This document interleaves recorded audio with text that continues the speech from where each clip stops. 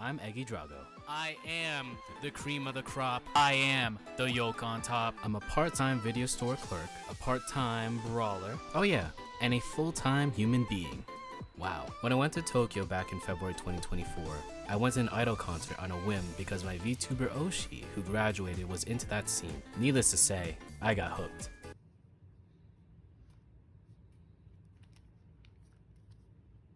Yeah, I think we bought too many Checkies. After talking to a few idols, I realized every single one of them has a story, be it why they chased this dream, their ups and downs, and even their future after all this. And that's what I'm here to do. Learn more about the idol culture, the various scenes around the world, and to give them a platform to tell their stories. Every idol has a dream and a story to tell. This is IDOLEYEZ.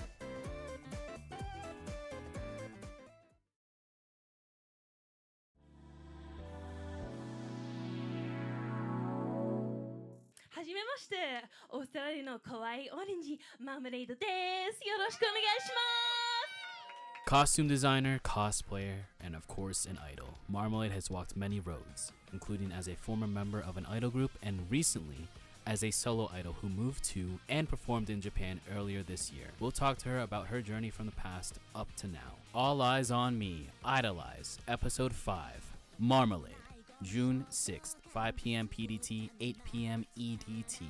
And for those in the future, that's June 7th, 9 a.m. JST, 10 a.m. AEST. Streamed live on twitch.tv/EggyDrago.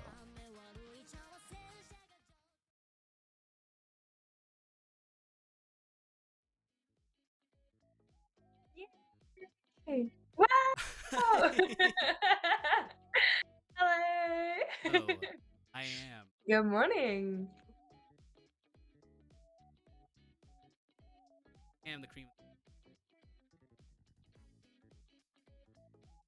We are here for IDOLEYEZ Episode 5 with Marmalade, Yay! the Good morning, everyone. Australian queen of costume designing and cosplaying and idling. Welcome to IDOLEYEZ. Marmalade, how are you today? I'm fantastic. Thank you so much for having me here on the podcast, on the stream this morning. It feels like a podcast. I know it's not a podcast, but I mean, I'm very technically, happy to be here. thank you for actually accepting this invite. Like, scared for people to just decline, but yeah, usually I guess we have a 100% acceptance rate for guests. Hell yeah, that's a great streak. Yeah. So, usually start every episode going to the past of probably 2000 whatever, probably 5, 6, 7, 8 years ago. Who or what got you into idol culture? So I think a lot of people already know this and can relate, but I believe that Love Live is the sole reason that I got into idol culture. You have who's your favorite girl? From years, that's a hard one. Okay, I do love Hanukkah, but I also really love Kotori, so it's a really close tie between those two. Yeah. Because Kotori is also like the fashion designer and she like makes all the costumes and she's so cute, so can relate. yeah. Well, I'm their child. I'm their love child. how about like Sunshine? Oh, easy. Eggy, do you know your history? It's your chance. Yeah, cosplayer. It was in the clips. Yes. Only cosplayed her for like 8 years of my life. So outside of that, outside of Love Live, was there like any actual general pop that you were into? Pop idol that you were into? No, absolutely. So I thought about this the other day, but there was a prolific idol group in Australia, which you might know, called AGS 102. Oh, yes. And yes, so they used to perform at conventions around Australia, and I think the first time that I saw them was probably back in 2016 or 2017, and they would perform lots of covers of popular J-pop songs at the time. So a little bit of Wasta, a little bit of, I think they even did Bish at the time. So they really got me into it just because of their energy. They were, I think, 5 members at the time, but they would rotate. And if you would know, some of their alumni members, Ria and Gumi, were part of the group as well.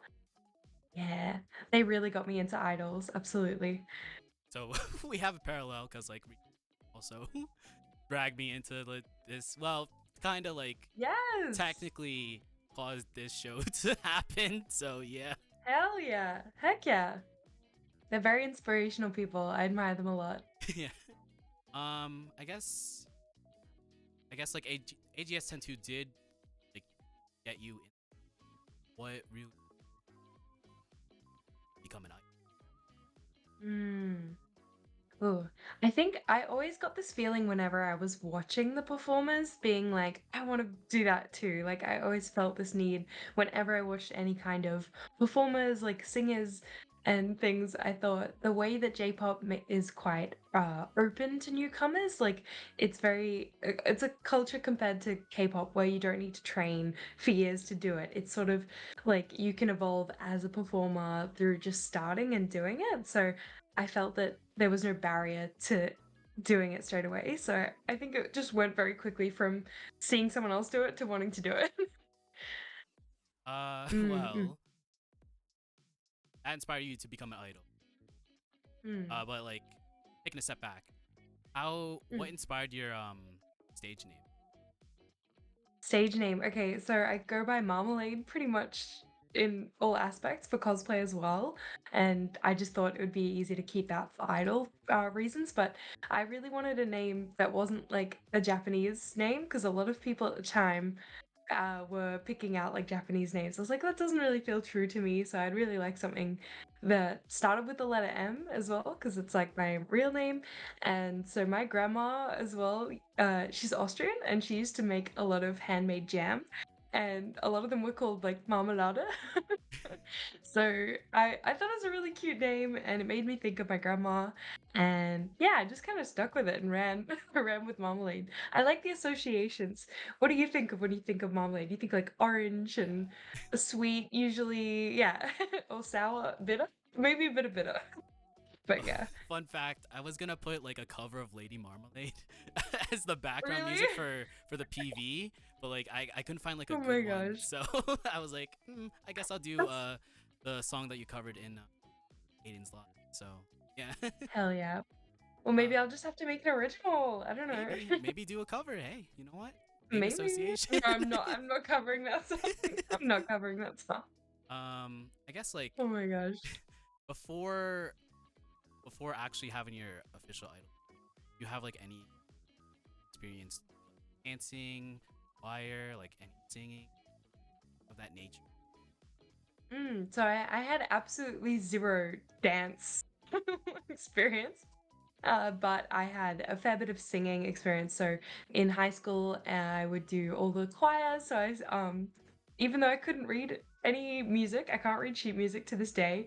I forged my way through an audition to the show choir by copying the people who went before me. And I had a lot of fun in the show choirs and did a little bit of private singing lessons as well. But honestly, it's weird because I feel like my strength as a dancer and my idol performances is much higher than my singing abilities. But I, I mean, you know, I saw your last. Well, I didn't. I saw like Aiden's last. You were there, and you were pretty good as a singer and oh, as a thank you. dancer. Thank you. I Thanks for guess. tuning in. Yeah. It was like what 3 a.m. my time, so Oh my gosh, was I it? I I like stayed up 3 a.m. I think it like ended at like 5 or 6 a.m. Yeah, Oh woo! my And then I god, immediately passed out. But you know, whatever it takes. I gotta support you guys, the Kai guys live. such So dedication. Oh yeah. my gosh, I'm impressed. I'm really impressed. um, yeah. So you had that, but like So you were technically part of different idol groups. Do you want to talk about all three and how, like, the origin stories of how did you join them? Yeah, So sure thing. you want to talk about So what came first? Secret Chew, the Love Live cover group, or project? the first group was definitely the Love Life group, which I formed with a few of my cosplay friends back in 2015, very long time ago. We were just sitting at a convention one day and went, you know, guys, what if we make a Love Life group? And we really liked Love Live Sunshine at the time, and a lot of us cared very passionately about certain characters, so it was very easily to like form a group and each of us really caring about who we were cosplaying, and it ended up like very easily forming nine. We had a few different members like come and go, and I think we were like actively doing activities every 2 months for like 2 years. We were very active in terms of a Love Life group. It would be like Love Live would release a PV and I'd be like, we need to make this right now. So we would make like Happy Party Train in like 2 weeks. And it was a lot of work. I definitely learned a lot about working with people through that group, and then also my costuming came a long way just out of being able to make. So I would make all the costumes for like 9 people multiple times. I don't know how many costumes I Oh my made in god. total for that group, but it was a lot. It was a lot. Multiple sets of 9. But I was able to learn my skills a lot in such a good environment where everybody just wanted to create things together. And the end of that Love Live group was sadly due to COVID. At the time, we just lost all opportunities to perform, and then we didn't really have a reason to keep going. So everything shut down, pandemic happened, and there was a few members, two other girls left who really liked idols a lot more than everybody else, like J-pop idols. And so we really wanted to try and form an original group, which is how Secret Chew was formed. So we were the members who were staying back late after rehearsals, chatting for hours about the plans that we had, and you know what, how can we use this time while there's no events to maybe start training and preparing, putting together a group to then when events come back be ready to like tour Australia or something. Like we really wanted to push as far as we could with the group. And we actually found, this was where I started running events as well. So we found a venue in Australia in Brisbane that was relatively affordable, and we started running our own J-pop lives like in Brisbane, which was very hard at the time, but I learned a lot as well through doing that. That's a lot of work. And it is That's a so lot of much work, dedication. yeah. But it was kind of like a bit of a chip in the shoulder kind of thing, because the only events that we could perform at the time were anime conventions, and they were treating us so badly, and we would only get like What? 2 minutes, What? sometimes 5 minutes. If it was, yeah, like there was only one convention that treated us well, and that convention went under. Oh, So we were like, you know what? We're sick of the anime conventions. We're gonna make our own performances. So, and and that's kind of stuck in Australia. We have this beautiful scene that's kind of evolved through idols hosting their own shows, as you might have seen the events that happen in Sydney every weekend. yeah. With like Yeah, yeah, Babel, with like Himawari, it's incredible that exactly, like exactly. they built up that scene. I didn't like prior to any all of this, I didn't realize there was an Australian idol scene. So it's pretty cool to see. It's amazing, and they have such a great community down there. Like the WOTA, the like everybody knows each other by name, and it's such a comfortable pit experience, which we can talk about a bit later compared to what I've experienced here. It's I miss Sydney and the vibes in the pit. Everybody gets along really well, and it's a real like it's a genuine community. When I say community, like these people know each other, everybody respects each other, and they come back every week, and we like get to grow alongside each other as idols and Warda. It's really amazing. I wish I could go back and do more events in Sydney. I mean, you could, Mm. you could, maybe. I could. Never know what I might do next. Never say never, you know? Justin Bieber. Yeah, Um, exactly. Uh-huh. so like, what would you consider your official be with Parade or Official idol debut, that's a bit tricky. So we, as the Love Life group, Aquaria, actually did like 1 or 2 events as a baby J-pop idol cover group, I would say. So technically that's the first time I stood on stage and I was just myself. So I kind of do want to count that as like a debut because I wasn't hiding behind a character. It was a costume that I had designed and I was stepping onto that as me and performing as whatever version of myself that I wanted to present at the time. And yeah, that would have been back in 2019, so right before COVID hit. Yeah. were you like Mm. nervous? Were stage fright? Oh, absolutely.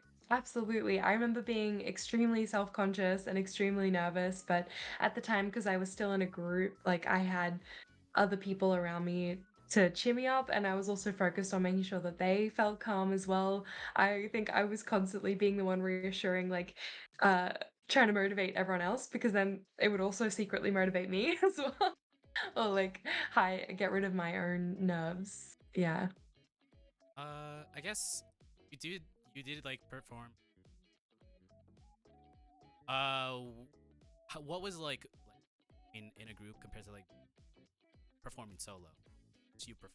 Oh, it's so different. I 100% prefer being in a group, like without a doubt. And it's kind of disappointing to say that because I was really looking forward to try giving it a try being a solo performer, but I found that I definitely loved working as a group and performing as a group. There's just something so different about having a group of people working towards the same thing and then being able to perform that together on a stage is such a incredible feeling. And I think you definitely are stronger together. And not to say that there aren't amazing solo performers, because there absolutely are.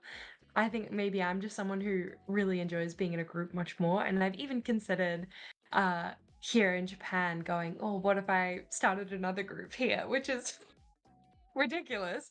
But it just goes to show that I really loved taking a group of people and giving them a platform to grow. So I think J-pop really does give you a platform to grow and work on yourself and your own branding as a person and as a performer. It all comes together beautifully. Yeah. So I guess when you were starting out as Melody Parade, how what was it like starting out, getting your name out there? Or like did people already know Mm. you from like Love Live group? Did you have like previous like fans just tune in or something like that? Yeah, it was kind of interesting. So we then got together sort of as COVID was finishing kind of thing. Um and events were coming back together. Melody Parade at the start, we didn't have a lot of support. Luckily, we had a few of the event connections that we'd built through doing the Love Life group. So we got into quite a few events through that, having the contact. And we had a few dedicated fans, I would say, who followed across. I did also have quite a few people be a little bit rude to me, I would say. Like, I would have people come up to me at events and say, like, wow, Marmalade, every time I see you, you're in a different group. And like, for me, I really took offense to that. I was a bit like, bruh, at That's least I'm kind of still trying. that's a little Yeah, rude to like, say. I know, like, geez, dude, like, come on, man. Like, I want to see you get in in an idol group. Like, I want to see you try and do what I do. Oh my gosh. But uh, we like in terms of support, I think we like Beth and T were both really newcomers to the scene, so they I would say didn't have anyone backing them apart from like me and Pip, and so yeah, we started with very little support, I would say, behind us, and we just kind of focused a lot internally. I actually remember that being a big intention that we set out from the get-go is that we just wanted to focus on ourselves no matter what else was happening in the world, what else was happening in Brisbane. We just wanted to focus on ourselves and make sure that we were having as much fun as we could and we were working towards our own goals. So it didn't really matter whether or not we had people following us. We were really doing it for our own reasons. Yeah. I mean, Mm. like it is good to like that is, as Pengy said, that is a real have. Oh yeah, you know, yeah, just improving on yourself too. I guess like Yeah, absolutely. when you were in Melody Parade, you were like you were so active like during the pandemic. I do remember like seeing we're in Melody Parade in 2021 and graduated from it 2020. How was it like performing during lockdown was still happening or how was that?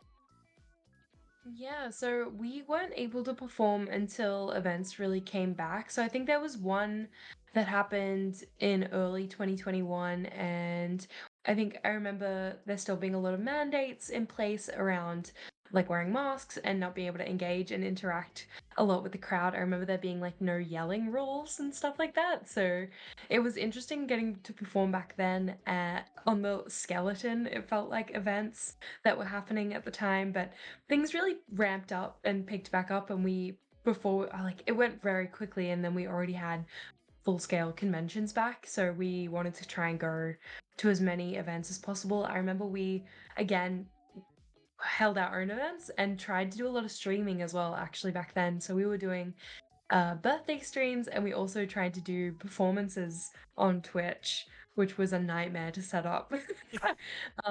But we hired, like, we rented a little stage space, and we did a little live show, and it was really fun just for Twitch, because I think another one of our intentions from the get-go was to try and establish a global audience and to try and make it as easy as possible for anyone around the world to join in and watch our performances, so it wasn't limited to just the people in Brisbane, because Brisbane is a relatively small place. Yeah, And small city in Australia. going from that, was there like any idol groups next or like in the same area as you guys or Yeah, actually, yeah, there's quite a few in Brisbane. Largely, I think due to we have a free rehearsal space in Brisbane run by the Brisbane City Council called Visible Inc. So I think because of that is a fostering environment for a lot of groups to grow. So the ones that you might know are Amuse Project, and we have a lot of other smaller groups. I'm trying to think. They pop up every now and again. We have Say Pro, we have let's see. I can't name them off the top of my head. it's There's a fine. lot of groups. Constellation, yeah. There's a lot. Like there's more than 20, I would say, working out of Brisbane. Yeah. I guess like as Melody Parade, what you did have like some original songs, I think. Maybe What? one, yes. But like Yeah. what songs did you cover as Melody Parade usually? Ooh. Yeah, usually so we really like to do a lot of cutesier songs. That's just kind of what fit our branding and our overall like style. So we tried to do ones like I don't know why we always did this. We always did ones that didn't have four members, so we had to re-choreograph everything. But we did a lot like if you know Ski, which went viral on TikTok, if you know Ski by Tokimeki Sendenbu. The one that goes like ski Maybe. ski ski ski Oh, ski. yes, yeah. See. Yeah. Yeah. We did a few Wasta songs. We love to do Vocaloid covers as well. And Luca Luca Night Fever was in like every Oh. single one of our set lists. Yes. Yeah, so good. We like to do ones that were really high energy. I think that's what I remember always being really puffed during performing, but it was great. So speaking of the one original song, like looking Mm, through and do a little bit of research, you had a Kickstarter for My Melody. How how was yeah. that? Yeah, so when we decided to make an original song, I think we set our standards and our own what we wanted, our expectations for how the song would go quite high. And to be able to achieve that, we needed a decent amount of money, obviously, to make that happen. And at the time, we didn't have the like the method, I guess. Like when we do live shows, they're not profitable at all. And we didn't have much merchandise, so we thought let's just do a Kickstarter to see how it goes. We'd seen Non-Sweet do a successful Kickstarter a little bit earlier, and so T did a lot of research on the platform. Different crowdfunding platforms. We looked at a few of the other ones. I can't even remember the names of the other what's called like Go. Oh, I can't remember, but GoFundMe, is Oh, that the other one? GoFundMe. Yeah, Yeah, yeah, yeah. GoFundMe. And we tossed up a few of the different like T's and C's, and went with Kickstarter being the best one. And at the time, we were consistently posting on TikTok, and around when we had the Kickstarter live, we suddenly blew up on TikTok, and it meant that a lot of people were coming across the Kickstarter and donating to it. So we hit our goal a lot quicker than we thought we would, and so we had to then think I don't think we were as prepared as we should have been to do all the rewards as we had like promised, because we weren't expecting to hit the goal as fast as we did. But it meant that we could go into the song production a lot quicker. So I think we actually already had the song ready by the time we did the Kickstarter. We just wanted to raise funds for the music video. And that was what was so expensive. So we already had the song sitting on it, and we were like, yeah, we really want to release this with a full MV and everything. Um, yeah, it was really exciting, but I don't think I would do it again. In hindsight, the Kickstarter was a massive undertaking, and we spent probably the next year fulfilling all the rewards. So it was just so much work, and the music video itself didn't go to plan. What And we happened? ended up, we tried to first film it, I think, in 2023 January over 3 days in a heat wave in Australia, which Oh. gets nasty.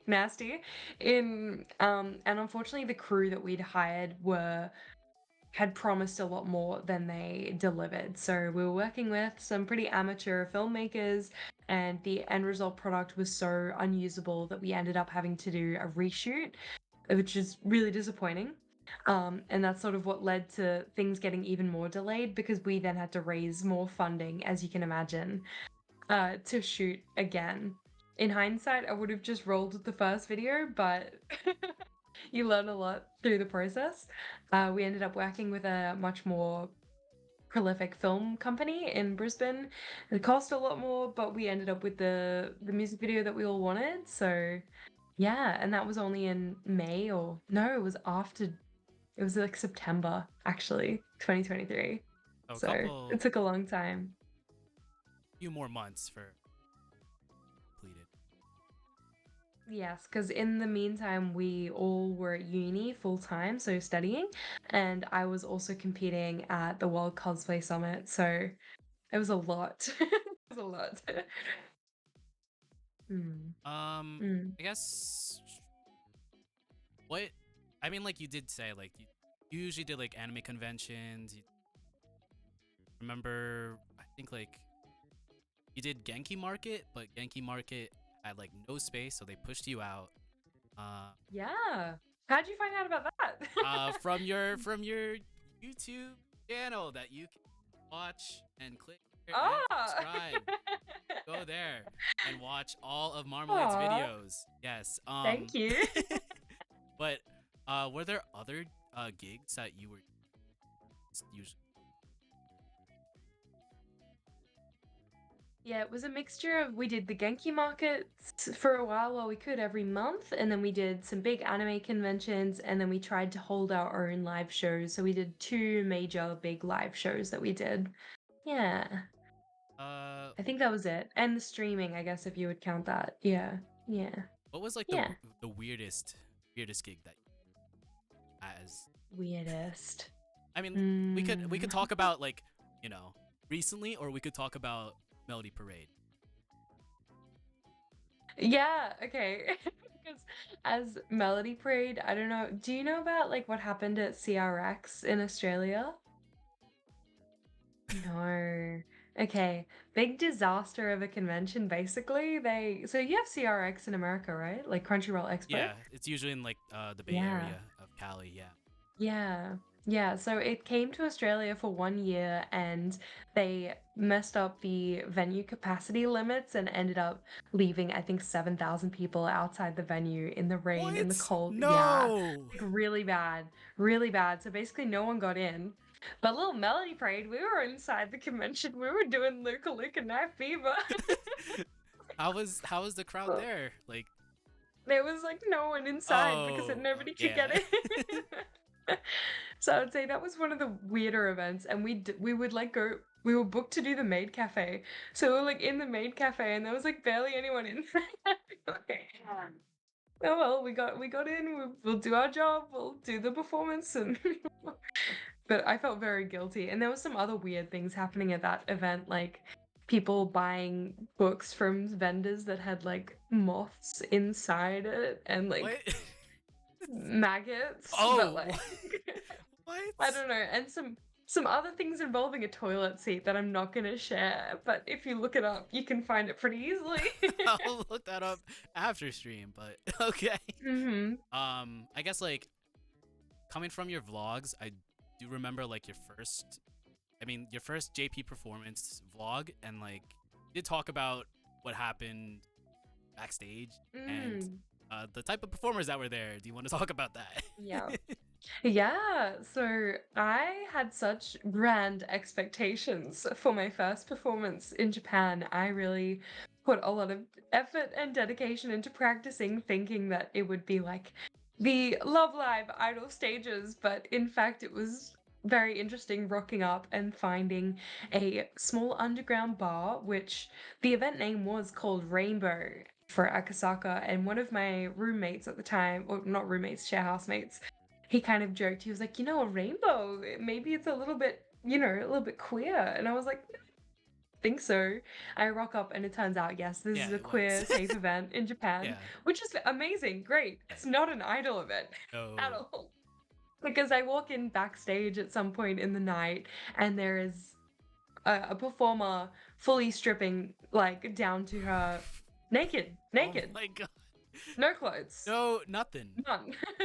Nothing. She is putting on a leopard print lingerie two-piece that later in her performance is revealed that she ended up stripping all of her clothes off and it became a boudoir. What do we call it? It is a burlesque. Yes, Yeah. thank you. Burlesque, which I've seen in Australia and I think is great. I just was so not prepared for it Was at my this first idol show. it's 18 plus? I I'm no, no. no. Was there like It should have been.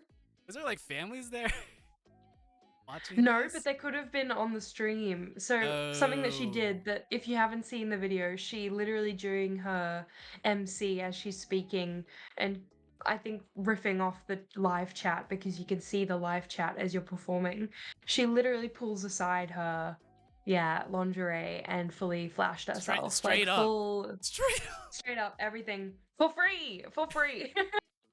Not for free, we had to pay to get it, but That's um that's crazy. yeah, that was For your first like performance, you see Aiden. that? Yeah, I looked at Aiden. I was like, "What the frick have you gotten me into?" And Aiden's just like, "I don't know what's happening. This never usually happens. I swear to God." Okay. And Aiden and I are just like, "What the fuck? Get us out of here." I think I have a checky actually that we took What? on that night, just being like, "Are we safe? What do we? What's happening?" Okay. Oh man, Going back a little bit. yeah, that was wild. Yeah, hmm it's wild. I did want to talk about that, but going teeny tiny back a bit. Um, hmm well, for me, I found out about Melody Parade while I was on a like layover. I found like mm one of the concert videos, Aussie Idols. I was like Oh, still looking into them because like I was still in the process of producing like Idolize and having like a list of guests to like have on. I was like, I watched that. I yeah. was like, cool. I wanna follow them. And then like I saw the Twitter and like everyone graduated. And I was like, oh my god. But like Oh I no. didn't realize because like way before that I watched your vlog. I didn't realize you were in Milk Parade. So I was like, oh, okay. Oh, Yeah, it's a really? very weird timeline. Cause like I think Melody Yeah. Parade was like uploading stuff after the graduation. So I was like, what is Yes. happening? Yeah. Yeah. Yeah. So like Yeah, that's crazy. how So was it the graduation video that you saw on the layover, that the thumbnail that popped up, or? I think one of that one and then also like one of the performances from the final so in my Mm, okay, I'll interesting. Yeah. so like you want to talk about how did Melgrade end? You want to discuss Mm. about that?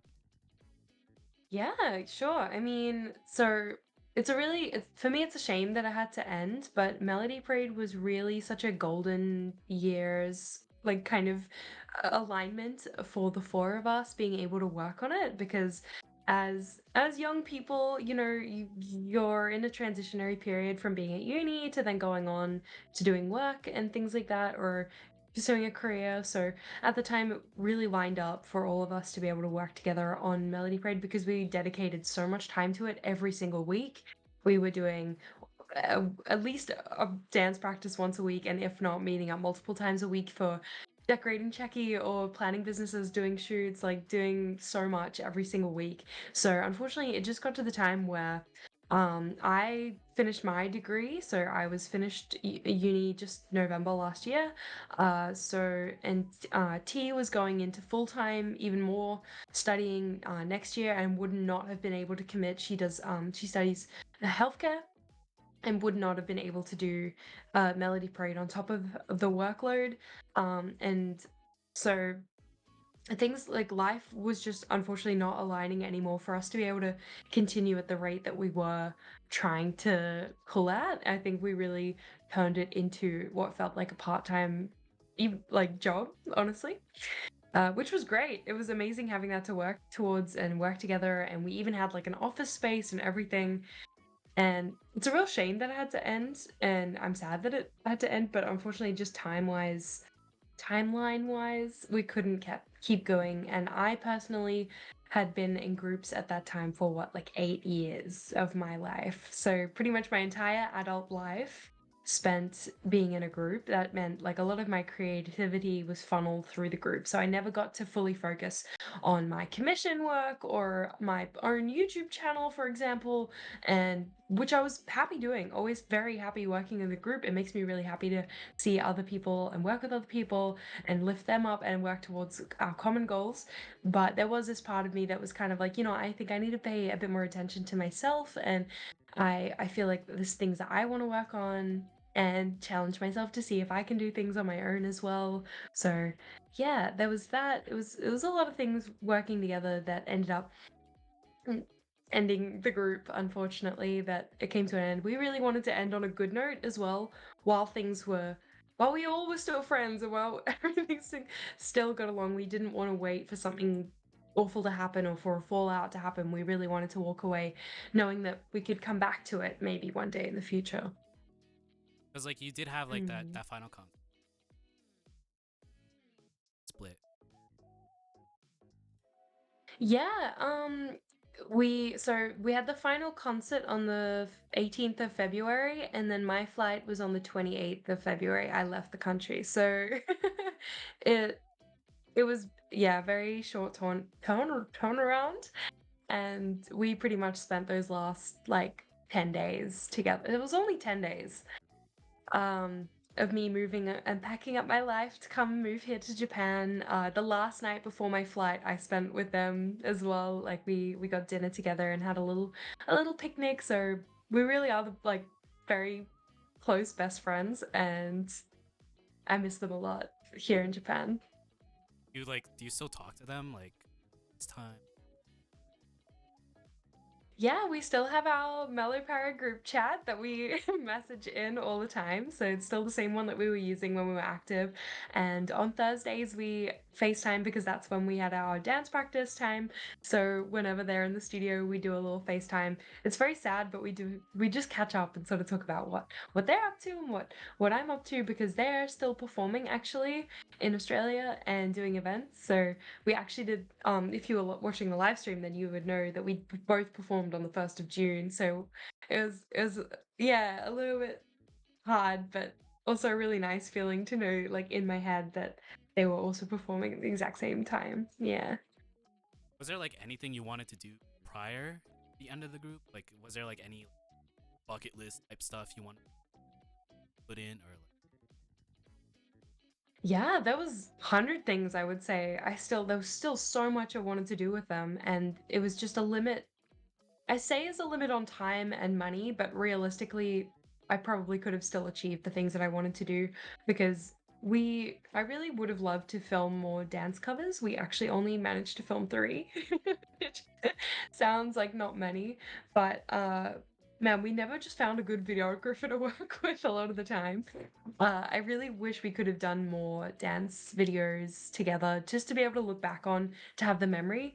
And I'm really happy that we do have all those videos of our performances because I can be able to look back on that and feel the moment of that memory. But we actually were working on a second original song that unfortunately we never got to release. So I would have loved to been able to do that. Oh, yeah, I mean, like, spicy. I know. I mean, you know, We could do like a reunion. See it when it's fine, right?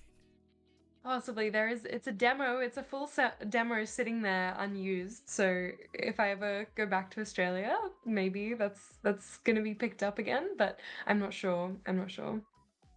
So like Yeah. after all that, after the final concert, did as you said, you did move to like as the intro did like portray, did move to Japan. Yeah. What was like Yeah. what was like the biggest reason you moved to Japan?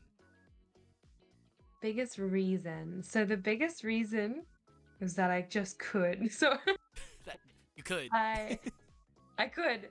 I didn't know about the visa that I'm on until August of 2023. So I only just found out about this visa through a mutual friend and I jumped on it as soon as I found out that I could do it and that it was an option.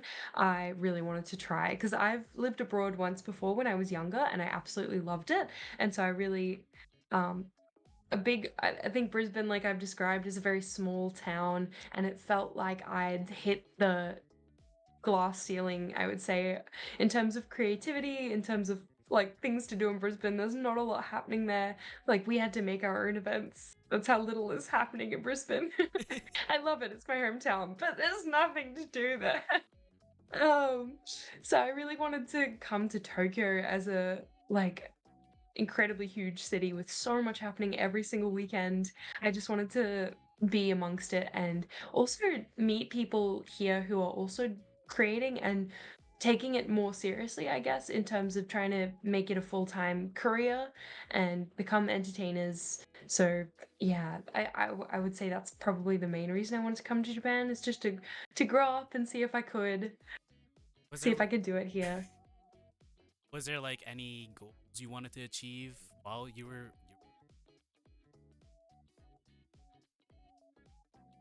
you just wanted to like just cuz? Yeah. Oh no, I definitely had goals. Absolutely. I have a few specific ones, like the biggest one being able to survive in terms of making an income through my work. So whether that's as a content creator or through my like commission business. So up until I literally moved to Japan, I always had a part-time job that I hated. I hated I hated so much.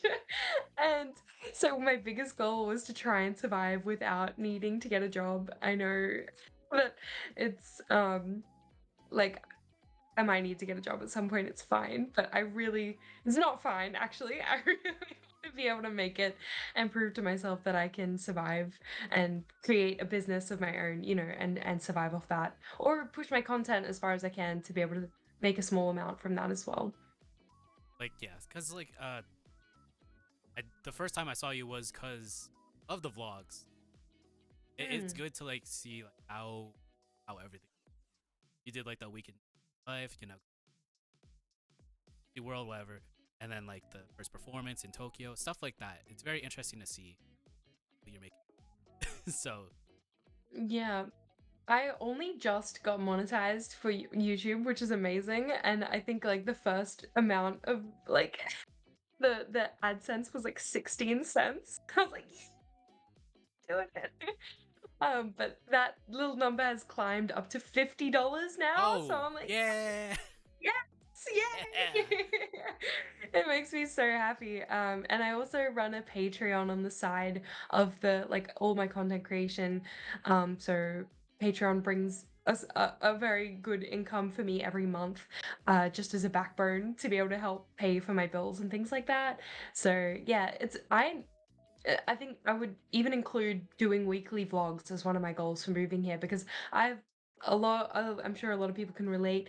Always wanted to be a YouTuber or like do things on YouTube, and I never had the like, I'm not sure, like the right environment to really go for it. And I told myself, if I'm gonna move to Japan, this is gonna be it. Like you have to start vlogging. You have to try and do it. So it was really easy almost to come here and document everything because it's so exciting and doing the weekly vlogs. What's been challenging is when I don't have as much going on to still vlog and try and make it interesting, but I've gotten a lot of feedback that even just the cozy day in the life kind of more mundane things are still like comforting for people to watch. So, and I've been really enjoying it. So, I mean, even without the yay. vlogs, you do have like the fashion stuff. Like you did like the jeans tutorial, like the creativity one. I think that's like your most recent video. So like you do have like a Yeah, lot of yeah. ideas. So it's good. It's good to have like And, a lot of content to do. So yeah.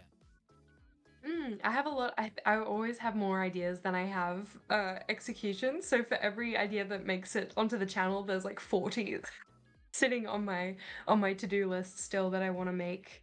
And I think I wanted to try and challenge myself to do a different style of video every week, but that might be a little bit too ambitious. So we'll just see whatever I can do. Yeah. Also, Quisty Mm. in chat, OG veteran Christy! in the Aussie idol scene Hello! says hi and loves you. Yeah. Good morning, Christy. I hope you have a great day today. It's Friday. It's It's a work day. yeah, everyone's working. Uh, thank you Hell yeah. everyone for like actually tuning in. That's cool. That's awesome. Yeah. Love Um, you guys. Love you guys. Miss you guys. I guess like you did mention something about the visa. I know about it. Can you tell like others like how stay in Japan without like teaching English, having like an English job, something like that?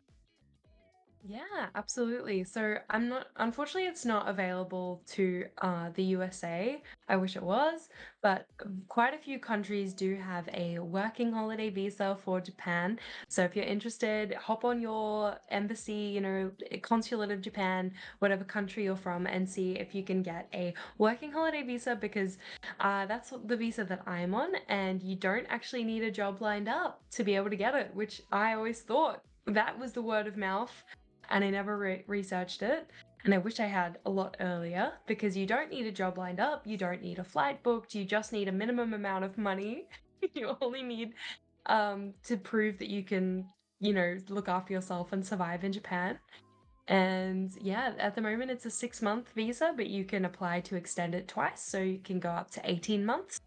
And at that point, once you're here, it becomes a lot easier to find other jobs, which can give you a visa as well if you want, or give you time to set up a artist visa if you want, or a small business visa I think you can get as well. There's options once you're here, which is really exciting because I think this is a great place to live. It's very affordable compared to Australia in what I'm finding. And I can say that because I'm still earning Australian/USD, but in terms of the cost of living, it's a lot cheaper. I'd I'd say so. Like looking through like Cost of living.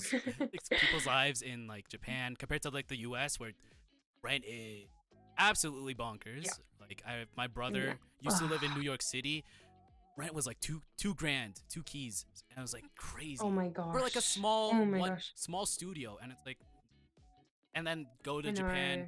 look through, and like people have like they pay like 5,000, not five, yeah, 50,000 yen for rent per month. That's 50,000 yen yeah, a month. Yep. Yep. Yep. yeah, and it's crazy because Yeah. like it's the cost of living really does it really does interest me. I probably wouldn't Mm, move mm, myself to Japan, but like it's interesting to mm. see like the differences. It's important to know, yeah, that it's an option because honestly, like I pay a similar amount of rent as what I would in Australia just because I wanted this place that I'm in right now, but there are a lot cheaper options. But even things like food, I can't tell you how much it would stress me out on the daily doing a grocery shop in Australia. I would literally like cry at the thought of just buying some like meat and vegetables because of how freaking expensive it is in Australia. Whereas here, I've been able to literally pick up whatever I want and not worry, not even worry about the dollar amount at the end of, the shopping experience. Like, and that's been such a incredible like experience for me here is just being able to afford daily necessities like groceries. It's real. The struggle's real in Australia right now and a lot of places all around the world. I've heard that it's the same in the UK as well. The cost of living crisis. I've got quite a few friends who've moved here to escape it. So yeah, you got to do what you can. You gotta do what you can. Koi Hi in chat says, just popped in to say hi, Marmalade. I've really enjoyed seeing your journey and seeing your beautiful costumes. Wow. Oh, thank you so much. Thanks for tuning into the stream. Uh, Yay. so like, move to Japan. How? I mean, like you did go through in your video, but do you want to like summarize how was like adjusting life in Japan compared to like Australia, like stuff like that, culture shock, whatnot? How was it? Yeah. Yeah. So for the most part, so this is only my second time visiting Japan. I only came once on a holiday briefly last year. So everything is still quite relatively new to me. And adjusting to things, I found a lot of comfort in the convenience of everything. So as a lot of you probably know, the convenience stores, the trains, like everything is set up really smoothly so that you can do a lot here. So, as a freelancer, it means that my days, I'm able to achieve a lot more than I usually would in Australia. It's been a big difference to adjust to driving everywhere because in Brisbane, in Australia, it's very big and it's the public transport is garbage. Garbage. We did not even have a train line running out to where I was living, let alone the bus. I think was a 20-minute walk. So like it was a nightmare. You'd have to drive everywhere. So I've really enjoyed getting used to not stopping at the petrol station every week to fill up my tank and blow like $1 million on gas. Like, oh, so bad. So, like um, mm, like going like the also the train passes whatever. It's cheaper. I mean, like it's comfy. Sometimes it gets busy. It's packed. Get packed like sardines, but it's fine. I can deal with that. yeah, you gotta really avoid, like, you've really gotta know when the trains get busy. And as a freelancer, I try and make sure my schedule, if I need to go out, I go out like during the day when I know the trains won't be busy because, oh my God. And I remember thinking that the last trains wouldn't be busy. Oh my God, like rush hour does not happen at 5 p.m. in Japan. No, it happens at like 11 Yeah, midnight. It's ridiculous. like Yeah, when everyone's drunk. That's for not me. when you want to be packed into a train together. Okay, yeah. I mean, I have a story about this. Like, I went to Mm, Akihabara for Umi's birthday event. Like, she had it in a bar or something, and it was like mm. 11:50. And like this inspired like the last segment of it. But like, Yeah. I was like I was hell super drunk. I was like, oh my god, I gotta catch the last train. And like I talked with Gumi for like I rushed talked with Gumi for like 1 minute. And I ran, Nice, I nice. ran to Akihabara station, and there was like Oh my there gosh. was a bunch of other drunk people rushing. It was like 11:57, 58, and then I think I got in the last train to like Asakusa. I was like, yeah, and like yeah, Oh my gosh. That is so stressful. it's stressful as hell. I don't want to do that ever Stressful. again. Yeah, no. I never want to be on the last train. I always want to catch like the second to last if I have to. Like never the last. That oh my my anxiety. Oh my gosh. Other than like the trains and is there like anything else that like was a significant difference compared to like living in Brisbane? Yeah, I would say I've made a significant change in my lifestyle in terms of like when I'm awake. Like in Brisbane, I used to work a part-time job that got me up. Like I'll say I used to work in a bakery. And so I would be up at like 3 to 4 a.m. sometimes, which meant that I was getting up really early. So even on my day I was off, I would wake up at like 5 a.m. and go for a walk, and be in nature like straight away. Like I would walk up Mount Kutha like every single morning pretty much. Whereas here in Japan, everybody stays up till midnight, 1 a.m. So I've adjusted to this new timeline and I've been sleeping in until like 10 a.m. some mornings, which makes me feel terrible about myself. Because I miss my productive 5 a.m. starts, but I've just been trying to adjust to this new way of living on the day to day. I know it might sound mundane, but it's changed a lot for me. Like staying up late and into the night. I used to be very scared of the nighttime or get sleepy. Like a lot of my Australian friends know that it's like if the sun's down, Maya's already like sleeping, falling asleep. But now I'm a night owl. Now I can't sleep. Now I have like borderline insomnia Oh from my, being in oh Japan. my god. All right. So going back to Mm. idols, did Hmm. you did perform as an idol in Japan? Like, oh, no. Let's go back a teeny tiny bit.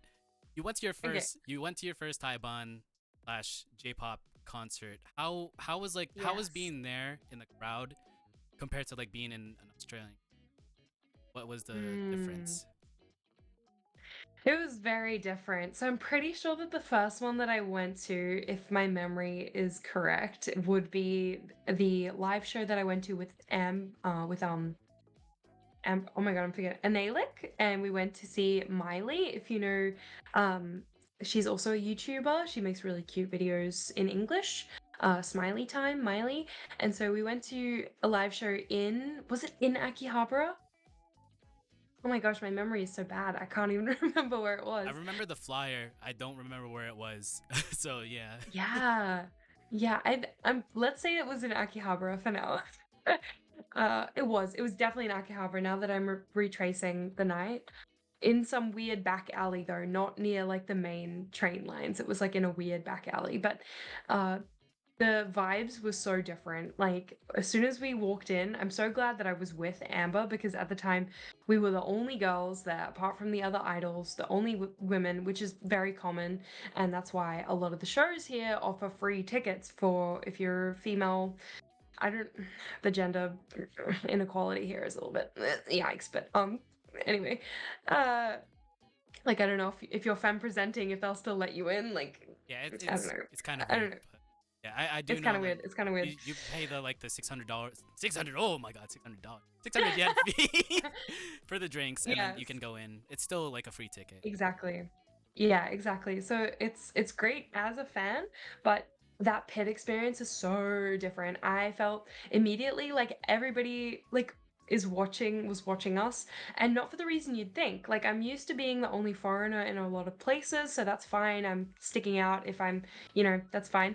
But there were a lot of other foreigners in this crowd. So a lot of them were actually older men who do like Miley does tours around Japan. And so a lot of these men, I think, came from Miley's tour. And so they'd concocted a little performance thing that I shared a clip, I think, in my vlog where they all went up on stage and had a little moment with Miley, which was quite sweet. But unfortunately, the vibes, the energy was just off. Like both Amber and I were kind of like, are we safe right now? Like what is happening? Like they unfortunately it's strange how to describe like the the way that they were interacting with us. It wasn't on like a common ground. It was very much like, "Oh, hello." Uh, Like we felt like animals in a zoo kind yeah, of thing. that's And I'm like, "Oh, look at the idols. Like we're here for the idols." Like and so the energy was just different and I didn't feel like there was this community spirit of a cheering in the water sense of things. Like when you enter the pit in Australia, oh my god, everyone's like, okay, come on, let's go. Yeah, and then they just start chanting. It's not like as much focus on you or like individual. It's weird. It becomes very quickly about you as the crowd and as the community. I'm not very good at like that's fine. It's explaining, fine. putting the feelings into words, but it was unfortunately quite harsh, and it felt quickly like I was just there to be I don't want to say like there to spend money, but the way the idols were even interacting with us was very different to what I was used to in Australia. Maybe due to the language barrier, like maybe that's hugely the difference. Um, but like a few of them do speak English, so it was a bit of a surprising thing. But of course, I'm in a new country. Nobody knows me. Of course, it's going to be a little bit different. I think, and this was still an underground event. It wasn't like a fully produced idol show, I would say. So, very different, obviously. I think Australians are known for our camaraderie and mateship a little bit. So, I guess that has leaked into our idol culture and our WOTA scenes, our idol scenes, that there's a lot of friendship and kinship amongst everybody. So maybe we just, and I don't know if it's the same in the US at all or Canada and other spaces. That I don't know. I'm still like, well, in like 3 weeks, 2 weeks, 2 weeks, I'm going to my first like U.S. Idol event, so I'm probably gonna What? see how that is, cause like Exciting. I've only Mm. experienced like the JP Taiban scene, so it might be different, it might be similar, who knows? Wow.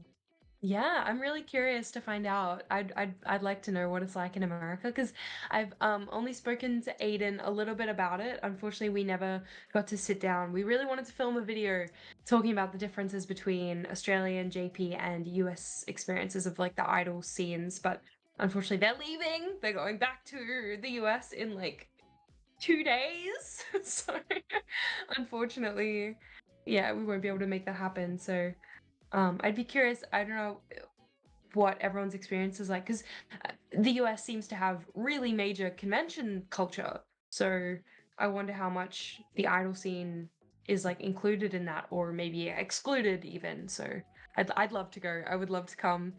It's a dream of mine to come over to the US and do a idol I mean, event somehow. we do have Northwest Idol Fest in October. I don't know if the dude still running guest relations is still looking for idols.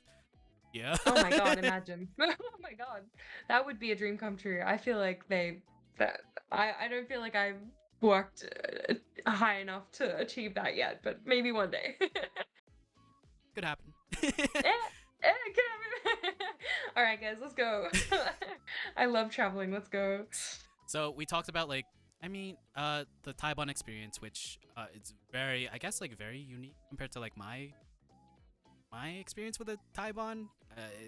Being Mm. in a crowd, like being caught up in a crowd, doing like the water, seeing people with the light stick pointing it Yeah, at the yeah, idol. I was like, whoa! And yeah. they're lunging at them. I was like, whoa! What are you doing? And like getting like seeing Tokyo Oiran story like first Taiban, and like the crowd did Mm. like a whole dance where like they grabbed each other's shoulder. I was not expecting that, and like the dude on the right Yeah. of me, I was like, whoa, hey, what are you doing? And then they're doing the Bogatachi lava. I was like, whoa, what are we doing?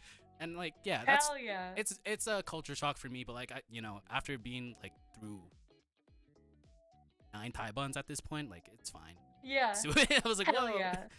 yeah. So Do you like enjoy it? I enjoyed it. That's kind of why. Well, a few reasons I made IDOLEYEZ was like getting to know like idols' experiences, and like if they went like if they saw like shows in Japan, like how their experience was, stuff like that. So like that's how kind of Yeah. like the basis of the show. That's like kind of what Yeah, yeah. made it. But like we talked about Mm. the your experience in the crowd. How was your first experience like performing in front of a JP? Yeah. It was very different because there's the expectation that you sing live, you dance live, like obviously, and then you don't use a backing vocal, which in Australia is a lot more lenient. And I think I wasn't really prepared to be a JP style idol as much. So I found it really nerve-wracking, and of course, because it was the first time I was doing a solo performance as well, I honestly just found the whole thing very nerve-wracking. After yeah, it was only 15 minutes, so I put a lot of pressure on myself. I also had a friend of mine who wanted me to really succeed here as an idol and sort of mentioned he sort of said, like, you need to hit the ground running, you need to come prepared with a set, you need to do as many events as you possibly can here to make it. And so I had that all running in the back of my mind going into that first performance. So I had really high expectations for myself and for the event itself. And since then, I've kind of backed down a little bit, obviously. But yeah, it was really scary going out on my own, not knowing the language as well. I had a script printed out for my MC. Because I didn't speak as enough Japanese at the time. Yeah. You can kind of get away with it, foreigner. Honestly, no. I No? actually disagree. I What? no. I Wow. actually, yeah. I got shade for not speaking good Japanese. So even in such a small venue, yeah, one of the guys who was there on Twitter going like, "Wow, Marmalade's Japanese is terrible."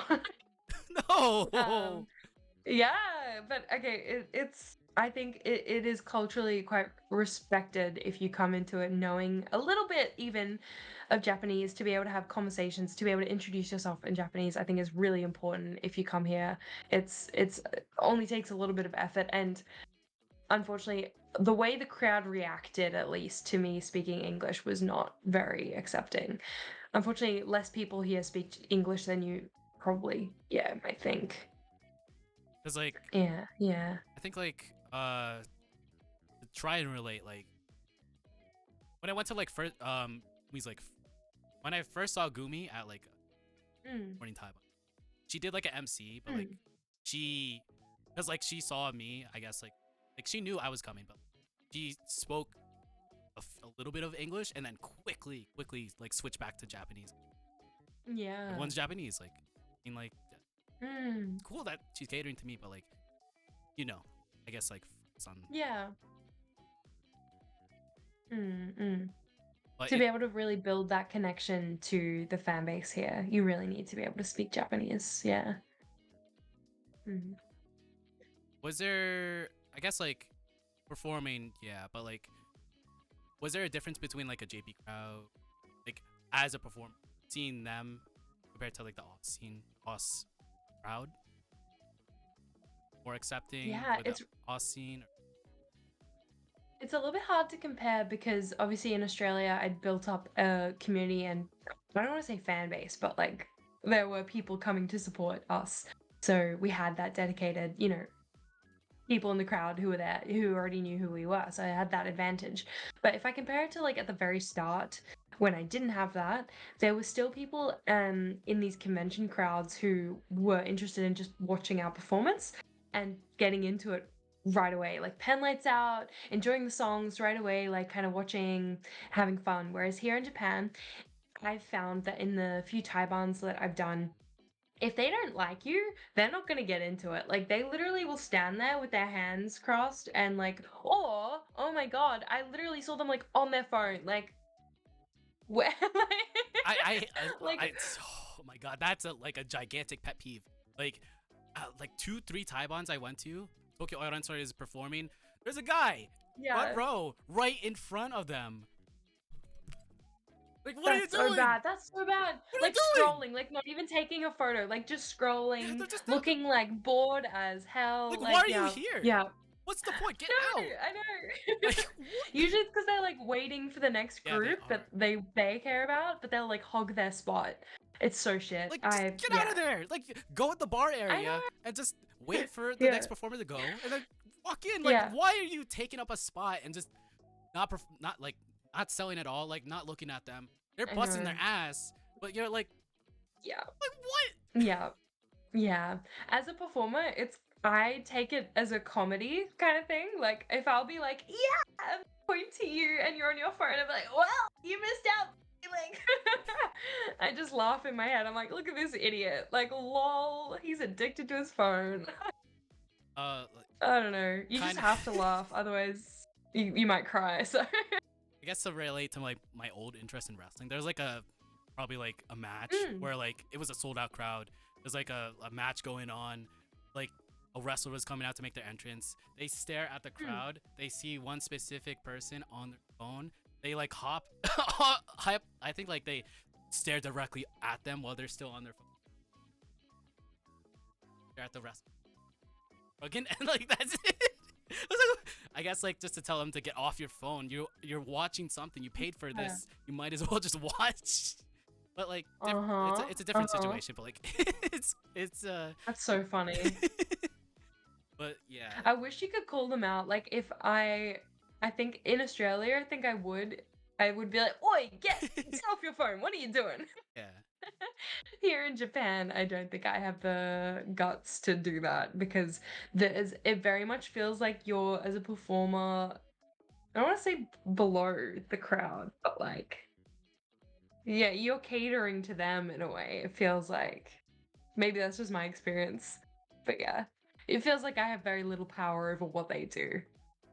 Some people get really into it though. So, it's like there's always going to be people who aren't as interested, and then there's like we had one guy at our Gotunda Taiban with when we did Sutton or Borderline, our little collab with ADEN. He was going off. He was like furry copying everything. I was like, yeah. It was great though. Still had fun. Still had fun. But Yes. in Australia, the whole crowd goes crazy. Like everybody's screaming. We have this one amazing girl in the Melody Parade crowd who would scream on the top of her lungs every single lyric to every single song. And I still think of her even now when I'm performing. I miss her a lot. She was fantastic. And she'd always bring us like little fan art as well, like after the set. But I could barely hear myself singing over her screaming. At at least you got some She was dedicated great. people. Yeah. Yeah. Oh, 100%. Like, I guess we talked about like the crowd. We talked about performance. How many performances can? In Japan, I think I've done 4, if I'm correct. So I did 1 in March, and then I think I did 3 in May, and then I just did, oh no, so 5. Yeah, 5. I just did 1 in June.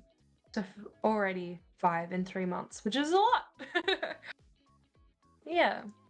Like, I guess after the show, like merch. How was selling merch? How was that experience? Mm. Mm.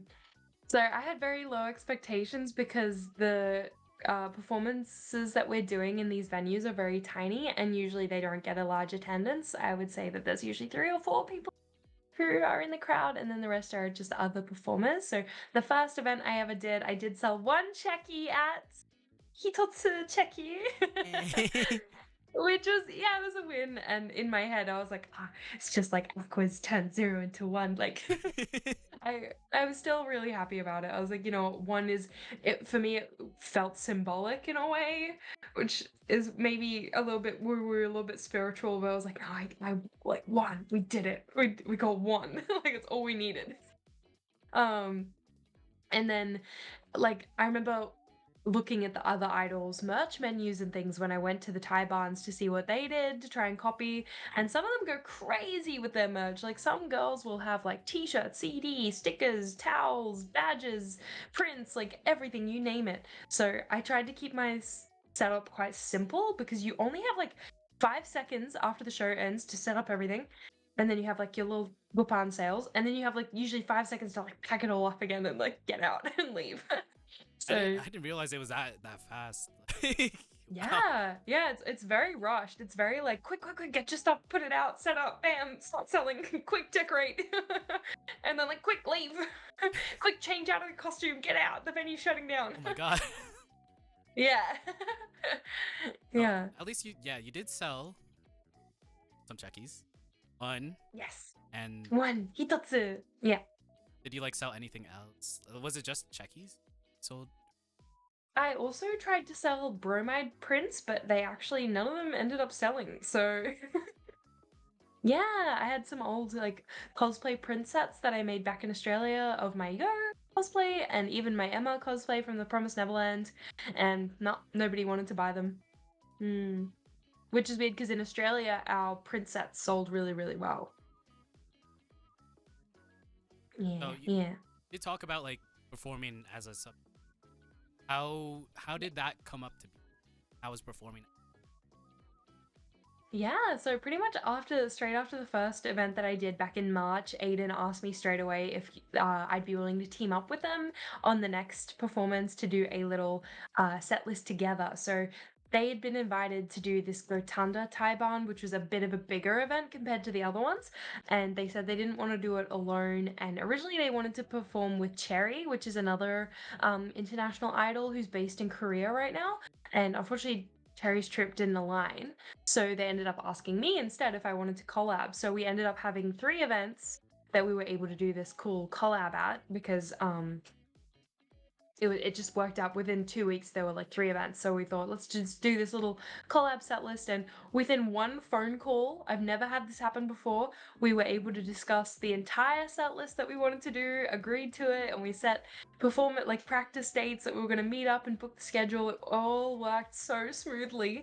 And Aiden's actually never worked in a group before, so I was really surprised how well we were able to coordinate and like organize everything. It was such a smooth process working with them.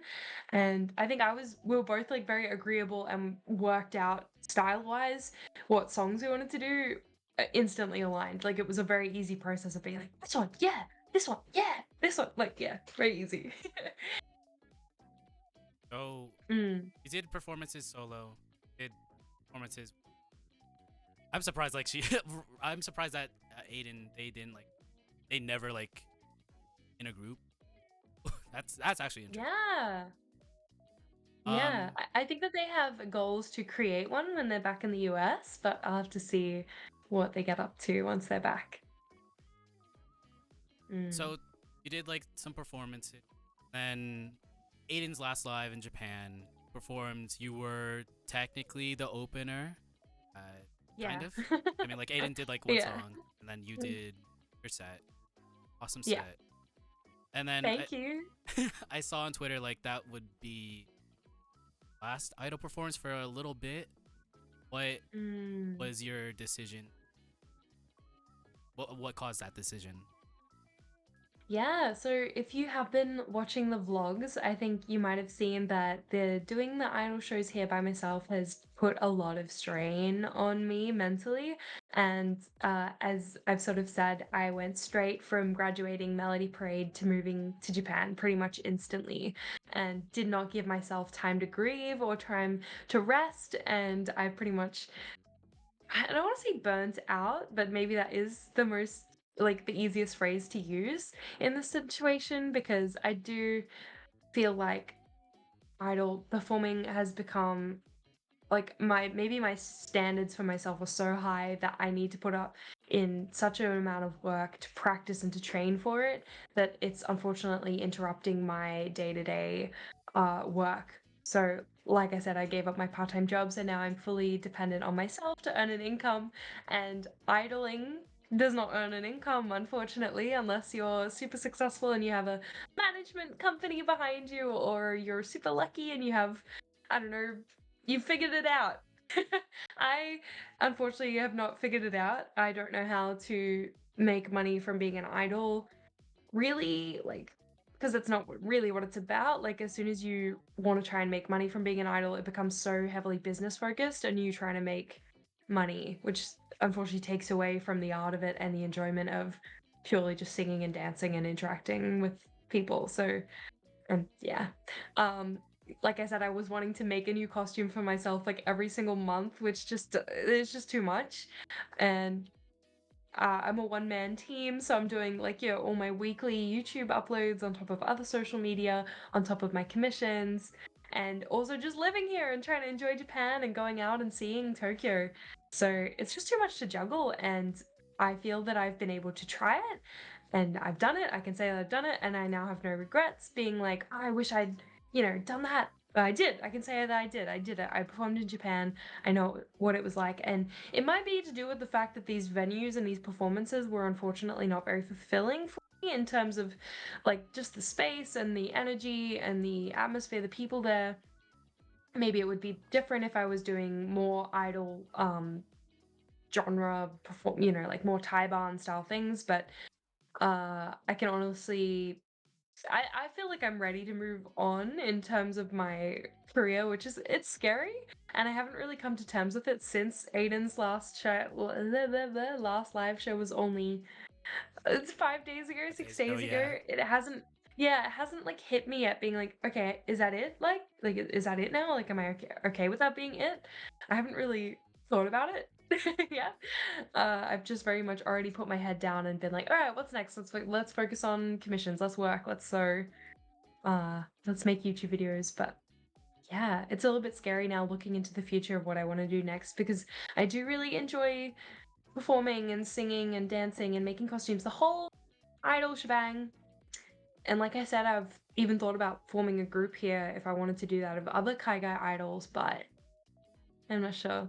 The money thing, it to me it feels like it's like, okay, now maybe it's time to grow up and, do things more seriously. But that's a bit sad. It's a bit of a sad ending. A bit of a shit reason not to do it. I mean, like you did a lot compared to like people that want to be an idol and they're like, I want to be an idol, and they never, never train. Like you. I mean, like this is probably worst pep talk ever material, but like you went to Japan, you did perform, and like that takes a lot of dedication and hard work to do. You practiced. We have footage from your vlogs and stuff. Like you practiced a lot with Aiden and with yourself at the dance studio. But like, yeah, you did a lot. And like, Mm. um, even if like it wasn't outcome you wanted, it's still. See, this is why it's the worst pep talk ever. But like, it's good to like experience that, I guess. Like have that Yeah. experience to like to say that you were an idol in Japan, in Tokyo, as the thing in the show zone says, becoming an idol in Tokyo. Watch that video. But like, Yeah. yeah. Thank you. Thank you. I know, but in a way, it makes me really sad because I feel like there's probably a lot of people looking up to me who want to follow that and do the same things that I've been able to do, but that I haven't been able to make it work is quite devastating. Like, I feel like I have a lot of people watching me being like, I want to do what you're doing, but I'm kind of failing, like, and I have to stop. So it, in a way, I feel quite a lot of pressure in that as well to not stop. But if it's not true to myself, if it's not working anymore, then I do need to, maybe even just pause for a little bit. Maybe I'm not giving up forever, but maybe just pause, reflect, you know, change it up. Yeah. So like, Yeah. in the meantime, while you're in Japan, you have idol stuff. Pause. You're still doing vlogs. What else are you gonna do there? Mm. Mm. So when I was first thinking about moving here to Japan and what I would do, I really wanted to um try doing modeling and acting. So that might sound insane, but like alongside, like in high school, I actually did a lot of acting as well. And last year when I did the World Cosplay Summit, it involves doing a performance on stage, so a skit in cosplay, and that kind of like reignited, I guess, my passions and my feelings towards acting and being on stage and doing a little performance and acting out a story. And I think I do a lot of storytelling as well through my vlogs, so I've really enjoyed doing that. And I think while I'm here, I would really like to try at least audition if I can audition for a modeling agency or acting agency, something like that. And yeah, while I'm here, I really want to make sure that I'm experiencing as much of Japan as I can. So I'd really love to do more trips and see more of Tokyo and try to bring obviously the YouTube along with that, document everything that I'm doing. But yeah, and then focusing, I guess, more on designing and commissions and trying to make a substantial income from what I do. Very simple goals, not very, I mean, maybe it sounds aspirational, but Those are goals. Those are good goals. Mm, Elixir Elise asked, what keeps you motivated to keep posting vlogs? What's the best part of creating mm. videos? Ooh, the best part. Ooh, I really like making the thumbnails. To me, Yeah. that's the best part of being like, yeah, Yeah, the show zone on this has a side. bunch of thumbnails, so Yeah, yeah. Hell yeah. I love making the thumbnails. The best part, I also really enjoy just the idea generation process, and I do watch a lot of YouTube, so that definitely motivates me. When I see other creators making videos, it makes me want to make videos, so it's pretty much the same as what I said with the idol stuff, when I'm like, oh, I see somebody else doing it, I want to do it too.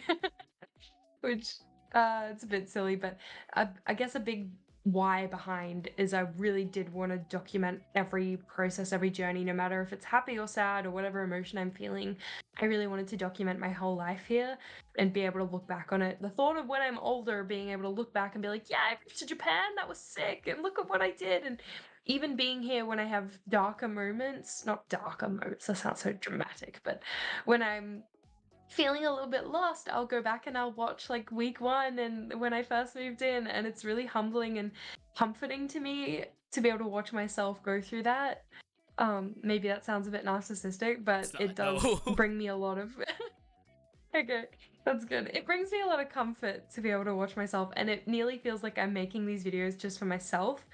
And sometimes I forget that, oh no, like I'm bringing a lot of people along with me, and in a way my friends back in Australia can follow along with everything that I'm doing as well. So it's nice.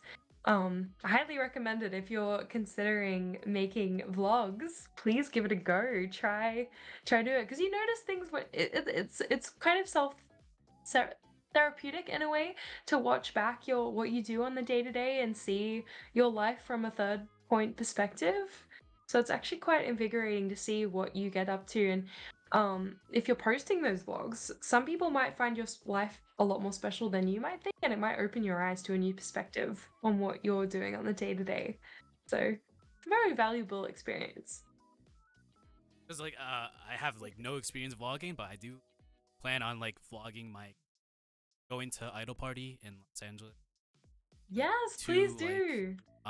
US idol events, and then Natsu Matsuri, which is on the other side of the country. I'm trying to Oh yeah, try with to plan Aiden. that. Yeah, yeah, Yeah, we're gonna see Aiden. Wow. yeah. Um, Yay! I guess like But yeah, and oh no, like ladies first. oh, I was gonna say just make it as easy as possible for yourself. Like I literally film my vlogs on my phone.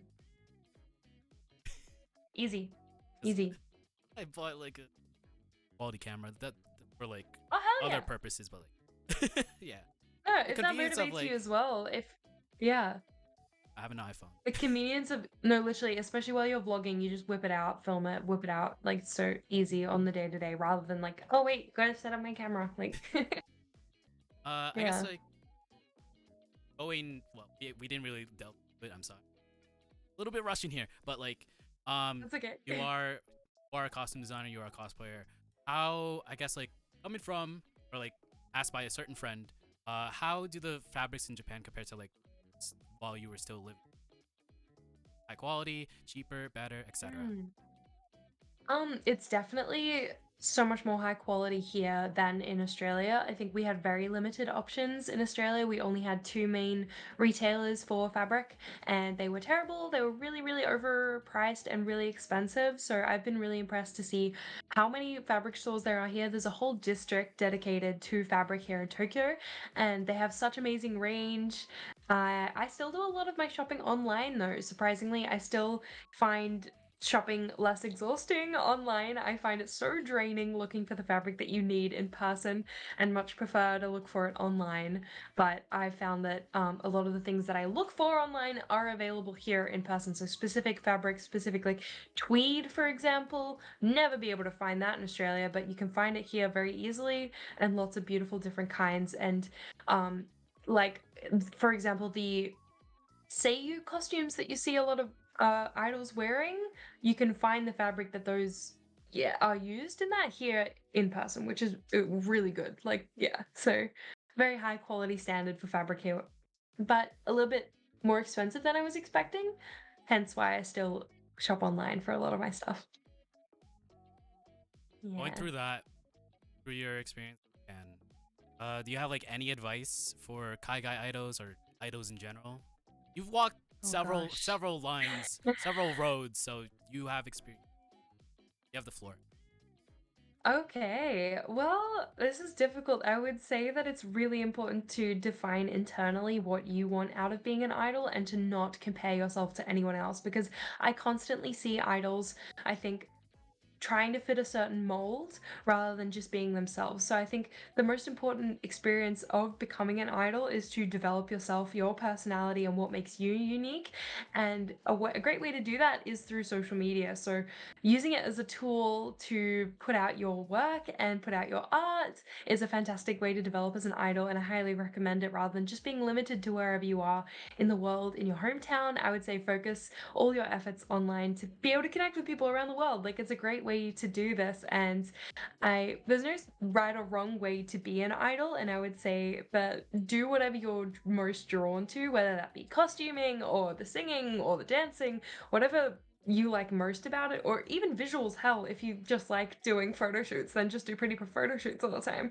Um, really lean into it, and I would say one of the most successful things that I've found in every group that I've been in is to have a really strong brand. And so if you research a little bit more about personal branding, there's some great resources on YouTube for it, and I would say use Canva to design what you want, like your own personal brand vision board and things like that.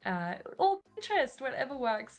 But having a really clear vision for yourself will help you guide like your way through any event. Or once you start getting opportunities, you'll have a clear idea of what you want to do at these events by having your own personal goals already established. Like maybe you don't want to ever perform in person. That's fine. If you have terrible stage fright, you never have to. You can do everything online these days, or the complete opposite. Like, yeah, really, it's important to establish what you want. And I would say almost don't copy. I would say don't copy other people because it's so obvious when people just come into J-pop and they just, I'm gonna I want be to say like baby metal. regurgitate.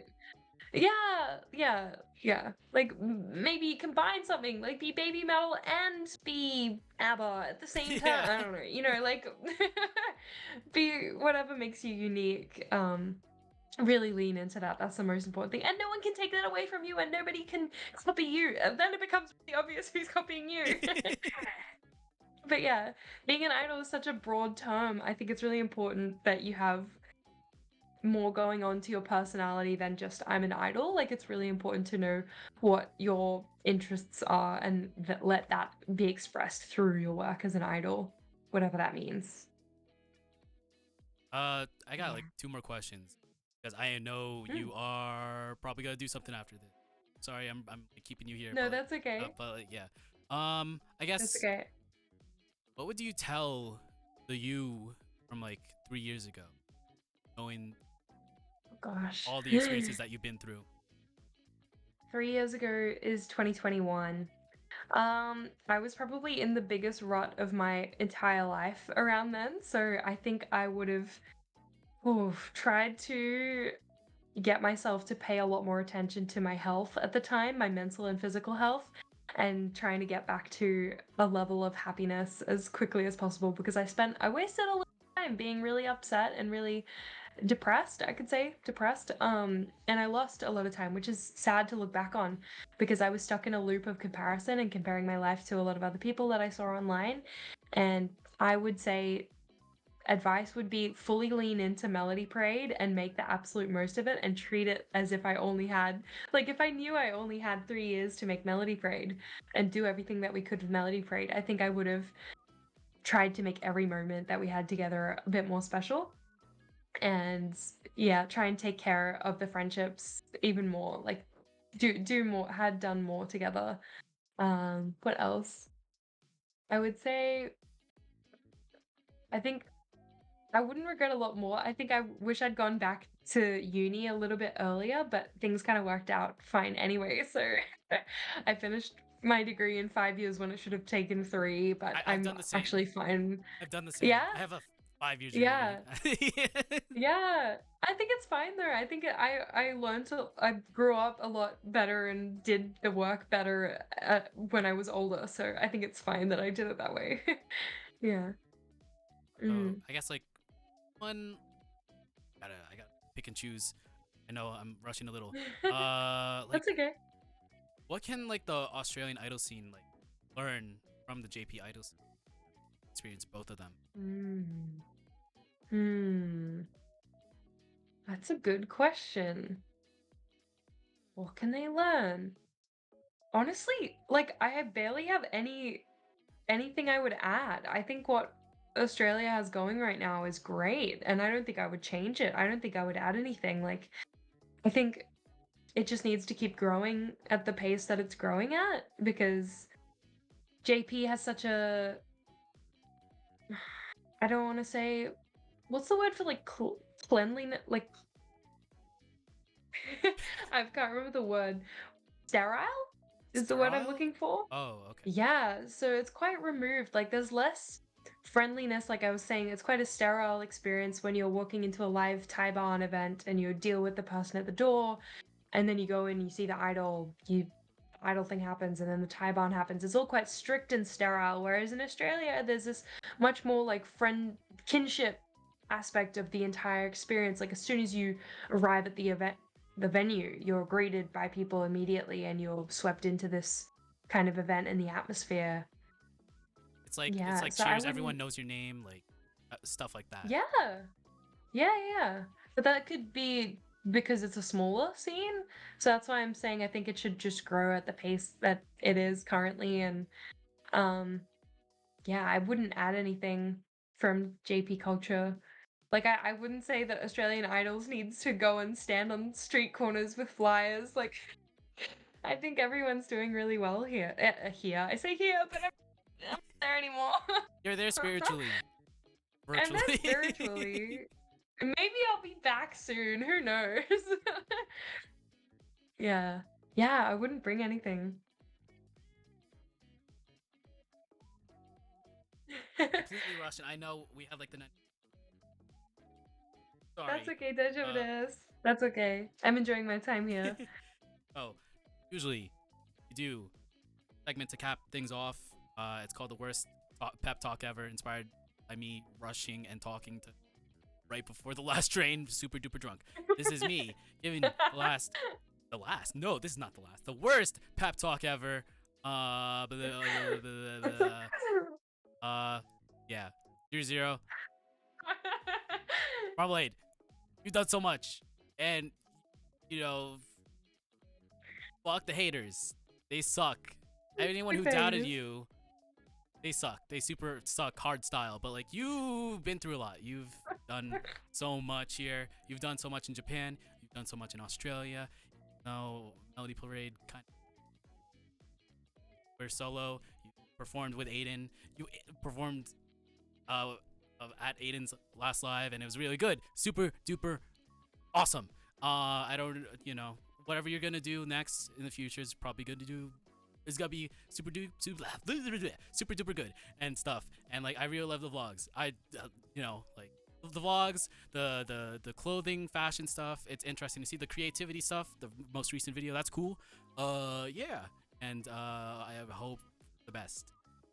Yeah. Yay. I hope the time in Japan has been very good and will treat you very well. Okay, 1 minute.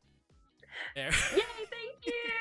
That was so sweet. Oh, I'm gonna save that and replay it when I'm feeling sad. It's really bad. It's on the spot. No, We it's just good. no. It's good. I guess like No. one Sometimes I forget how much I've done, so it's nice to be like, oh yeah, wait, I did that. one last question from Pengi. Shout out to Pengi. Do you plan on staying in Hey, Japan Pengi. in Marmalade? Yeah, I plan on trying to extend my visa up to the full 18 months, which will take me to August 2025. So hopefully I can stay here in Tokyo until then, but there's no guarantees. They could reject my visa, so I could be back in Australia in August this year. So anything could happen. That concludes this episode of IDOLEYEZ. Give it up for Marmalade. Pachi, pachi, pachi, pachi. Yay, thank you so much for having me. This was a lot of fun. I really enjoyed it, and I hope I answered the questions well. Yeah, I mean, episode has been getting someone with social anxiety. Just interviewing people is, it's been very You're good. so natural. I couldn't I'm tell. not natural. Yeah. No. Yeah, you are. Yeah, you are. You're great at this. Well, next week. That's it for my worst pep talk now. next week, we have another episode of IDOLEYEZ with someone you may know, Marmalade. It's gonna be ADEN! And well, your webcam's right there, but ADEN is gonna be on episode 6, Natsumatsuri Arc Part 3, June 11th, Ooh. 5 p.m. PDT, 8 p.m. Ooh. EDT. That'd be June 12th, 9 a.m. JST. So dramatic. Yeah. But ADEN will be on, and I do have the command for ADEN stuff. There we go. Follow ADEN on their Twitter, not X. Their Uhhh.ai, their Instagram. Yeah. If not, if you can't make it, we have the VODs uploaded 24 hours after live stream on. If you search up IDOLEYEZ, I should probably make that. But IDOLEYEZ on YouTube, you can get a full archive of all the previous stuff, including Marmalades tomorrow. I'll probably tag you. Yeah. Yay! That has been IDOLEYEZ episode 5. Marmalade, do you have like anyone, any suggestions for people to raid? I do, but I don't know if they're live right now. Is that how rating works? I'm stupid. if they're live, I can go into and then IDOLEYEZ raid, but if not,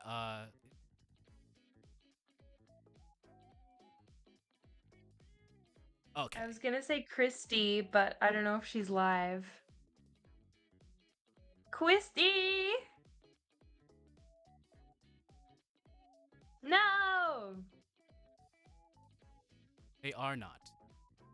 No, that's so sad. Is there anyone idol related? It's Phoebe on. When in doubt, is raid Phoebe.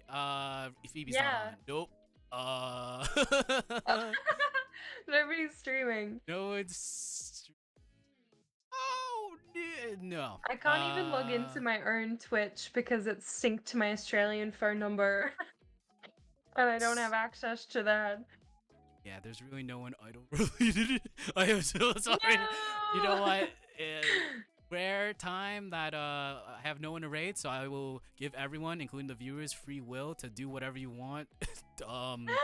Yeah, go to whatever. Eat dinner, lunch, breakfast, whatever. Eat dinner. I'm breakfast. so sorry, Marmalade. You probably have to eat breakfast. It's like 10. 10? I had breakfast. Don't worry. I had Okay. breakfast before this. Alright. Yeah, That's so okay. do whatever you want. I have no one to raid. Next week, next Tuesday, ADEN. Okay. So Yay! take care, brush hair, be kind, rewind, and we'll be going to our ending screen. Do whatever you want. Stream Puppet Cafe. Do whatever. All right. See you. Bye-bye. Bye. Bye. Thanks for tuning in.